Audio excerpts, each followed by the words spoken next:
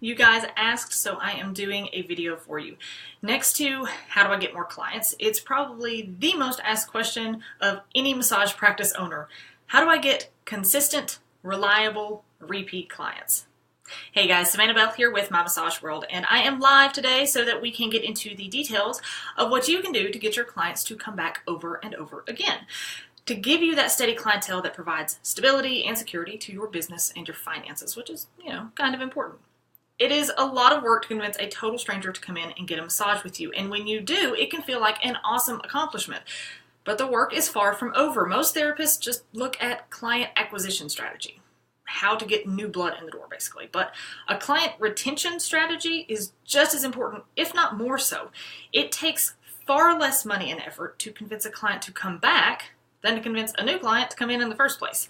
Client retention is crucial and should be a large chunk of your marketing strategy. And you should have a marketing strategy, by the way. So, what's the secret? While there isn't some magic formula that will work for everyone, in every type of practice and in every location, there is one key idea that is sure to increase your rebookings and build up that steady clientele. It is a solid, well-planned, and well-executed client experience strategy. Let's face it, people love to feel special, and it doesn't have to be some grand, luxurious, 5-star spa experience for them to feel amazing. It's often not some singular, grandiose thing. It is all the small touches that are included in every single interaction that a client has with you and your business. The great Richard Branson said, "The key is to set realistic customer expectations and then not to just meet them, but to exceed them, preferably in unexpected and helpful ways." So that is an amazing quote that kind of speaks to the heart of customer experience as opposed to just customer service. And customer service is important, but customer experience is far more so. So if a client comes in and all they are to you is another check, they will sense that. And if you think they don't, you are fooling yourself. Let me give you an example of a business that turned an entire industry on its head and became a $100 million company in less than 2 years. Obviously, not exactly indicative of what you can expect as a massage therapist and as a small business owner, but it is a fantastic example of taking the customer experience seriously at every turn. Enter Casper, who is a mattress company, if you've not heard of them. They somehow reinvented the mattress and scared the crap out of the existing leading mattress producers. If you are not familiar with Casper, they made a memory foam and latex foam mattress. It's pretty simple, but it's not just the product. They went far beyond that and created an experience. They considered every aspect of buying, moving, and trying out mattresses. So theirs compresses down into a box the size of basically a dorm refrigerator, and it is shipped right to your door. So no sleazy salesmen, no trying out, laying all over mattresses in a store that have had God knows who on them. No crazy delivery cost or awkward fumbling trying to move a mattress upstairs or around tight corners, anything like that. So it's pretty awesome. Plus, they offer a 100-night guarantee. You get to try it out and ship it back if you don't like it. That's pretty fantastic. And if you notice, when they started offering that guarantee, several of the big name mattress companies started doing something very similar as well. And let me just say, this is not a sales pitch. I am in no way affiliated with Casper. I just think that their customer experience is a fantastic example to use. So anyway, here's a blurb from a write-up at Inc.com about the company. They said, quote, "People usually buy a mattress about every 8 to 10 years. Most companies don't care who you are. They've made their sale. For us, that's the start of a long-term relationship. Half of our customers talk to someone in-house. The questions are technical, as in, do I need a box spring? No. Does it work on this type of bed frame? Yes. We use every conversation to learn something about the customer. We know how long you've had your bed, and if you have kids or a pet. We keep track of all of that and then send people anniversary gifts or dog beds. It's not about just selling you a bed. It's how do I make this person our biggest advocate?" The last line of that quote is the kicker. How do I make this person our biggest advocate? You can't do that just by treating your clients like another paycheck. They have to be thought of in every single moment of the experience. Make it special just for them, or at least make it seem that way. Casper isn't just a mattress company. That is not their business model. They are immersing themselves in sleep culture, every little aspect of it. They moved into sheets and pillows, and they research everything, like extensively, to see what people really want. They started making dog beds to make sure that your pooch sleeps well at night too. They even expanded into artificial intelligence when they introduced a chatbot last year called Insomnibot 3000, letting people chat with a bot via text message. That's designed to have detailed conversations about whatever is keeping you up at night. It's kind of crazy for a mattress company, but people loved it. And they say, it makes 3 a.m. a little less lonely. And that's really kind of cool. And what I think is even better is they keep track of all of those complaints of what's keeping people up at night so that they can tailor their experience even more. They have not just sold a mattress, they have taken into account the needs of their customers at every single level. So, if you've watched any of my other videos, you know I don't just do theory. So let's look at some practical ways that you can develop this customer experience strategy and start implementing it today to convince those clients that you are the only therapist they will ever need. Now, you might be thinking, I don't have any fancy stuff. I've got one small room and a table and not a lot of money. That's okay. You don't have to have salt rooms and saunas and flotation tanks, mud baths, or high-end relaxation rooms in order to create an experience for your clients. All you need to do is look at things from your client's perspective. It's kind of a two-step process. Step number 1, improve the basics. Step number 2, you add some special touches. So step 1, we talk about improving the basics. Look at every step of the process that a client will go through when dealing with your business, from the first impression on a marketing piece or website, how you answer the phone, what your lobby looks like, how they're greeted when they come in, the decorations in your room, how you speak with them, which is way more crucial than a lot of people give it credit for, what your table feels like, what the linens feel like, what sounds they hear, sometimes obnoxious sounds, what scents they smell, what music is played, what kind of massage you provide, of course, that's kind of important, any products that you sell and how you sell them, how you check them out and how you rebook them. Every little step of their experience with you has to be taken into consideration. How do things look from your client's point of view? Sometimes we are so close to our business that we can't see things from an outside perspective.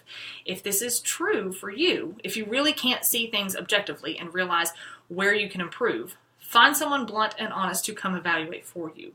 Get a friend or family member to walk through your entire space. Check out your website, lie on your table, and so on and so forth. Sometimes we feel like things are amazing when really they're just kind of so-so. A good friend will give you some insights on what you can do to improve or have some fresh ideas on what you could do to spice things up. Now, while there's a gazillion things that we could cover and ideas that are out there, we can't cover them all in this single video, and I try to keep things simple for you all. So here's just a few tips and ideas to get you started. But before I get into that, really quick, let me note here. Please remember, it all depends on who your ideal client is. Tailor these things around that. Know who your client is and know them well so that you can build a customer experience around them. So figure out what they like and they don't like. Ask for feedback and adjust accordingly. Of course, you do not need to do everything that a client suggests. You can't. But take their feedback and their ideas into consideration. People love to be included in business decisions like that, so don't be afraid to ask a few of your more loyal clients what they'd like to see or what they think about, some new idea that you've had. Okay, so anyway, back to these tips for improving your current client experience. I want to make sure that we are good, and sorry, I got some feedback there. Okay, just making sure everything's coming through good because live video is a little weird sometimes. All right, so on to these tips here. Always have a smile on your face when you're talking on the phone. People can hear that through the phone, and it immediately improves the outcome of any phone call. Also, before every client, focus on the outcome that you want for that session. Visualize it, see yourself walking through those steps, and the look of elation on their face when they leave, that good old massage drunk expression that they have with their hair all jacked up. Okay, those are good things. It will immediately put you into the mindset to be able to focus 100% of your attention on them throughout the massage and keep your intent for the session at the forefront of your mind, which is pretty darn important. Keep notes on small things in somebody's life. Do they have an anniversary coming up, a birthday, their child's birthday or the spouse's birthday or something like that? Are they planning a party? Did they get a promotion at work? Are they getting a new pet? Do they have a doctor's appointment coming up, even if it has nothing to do with what you're helping them with? Remembering those things and asking about them the next time they come in, or even going so far as to do something like send a birthday card to their child, especially like little kids, because they love getting stuff in the mail. Most adults don't, because it's mostly bills, but kids love it. Or you could send flowers when they get the news, or when you get the news that they got the promotion that they've been working toward. That kind of stuff makes a huge impact. I've said it before and I will repeat it over and over again. You are not selling something. These clients aren't just a customer and it's thank you, have a nice day. You're building relationships and you need to treat it as such. Also, make sure that you stay top of mind for them. That means following up with clients. A handwritten thank you note the day after their massage is a fantastic way to show them that you care and remind them how awesome they feel since they had that massage. It doesn't have to be anything long and drawn out, just a simple thank you for coming in, for trusting me with your care, however you want to word it, that kind of thing. And then, convenience and include your business card. Also, if you haven't seen a client in a while, reach out with a handwritten note inviting them to book an appointment. Again, you want to stay top of mind. Now, a while is pretty vague when I say that if they haven't been in a while, so let me get specific here. It kind of depends on how often a client was coming in the first place. At least this is how I've always done it. It's me personally, okay? But I go by a rule of 3.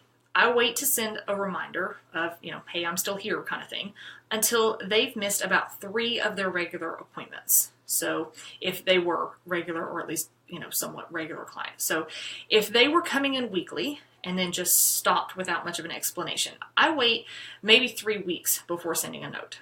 If they were coming in monthly, I wait about 3 months.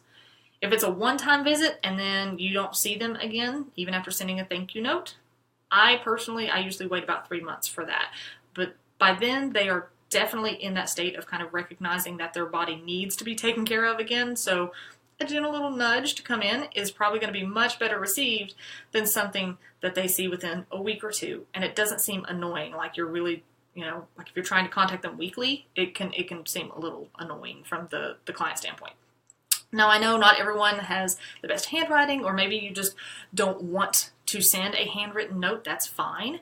Even though I think those have a much bigger impact, calling or emailing is perfectly acceptable. You just need to stay top of mind, okay, for every client that you see. So the next time that their neck starts hurting or they're getting stiff and tired, they think of how much they need a massage from you. So if you want to email or call, that's perfectly fine, as long as you're reaching out and staying top of mind, however you feel comfortable doing that. So these are just a few examples of how you can improve what you're already doing. I guarantee if you look at each of the steps in your process, you will find some small improvements that you can make here and there within your budget. Sometimes it's just a matter of focusing on your own behavior, your speech habits, conversations. Those things are crucial, really, really important. And just being more thoughtful, thinking about all the little things that can help your client. If it's raining, walk them out to their car with an umbrella, things like that. Those little improvements can make a huge impact on your clients and their overall experience with your company. Now, for step number 2, adding in some special touches on top of that improved experience. This is where people can get a little bit overwhelmed, and there's some sticker shock when you start planning out like all of these cool things that you want to add. But here's the thing, you can add all sorts of little touches that make a big, big statement without breaking the bank. So for instance, get a nice beverage dispenser to fill with water in your lobby or relaxation room or wherever you want to put it, and chop up some fruit every day to throw in there. Okay, get a couple of really nice, pretty glasses and have those for each client to use before and after their session. It looks great. It feels a lot more upscale. It adds a little flair, and it's much nicer than just the little disposable plastic cups or a disposable water bottle.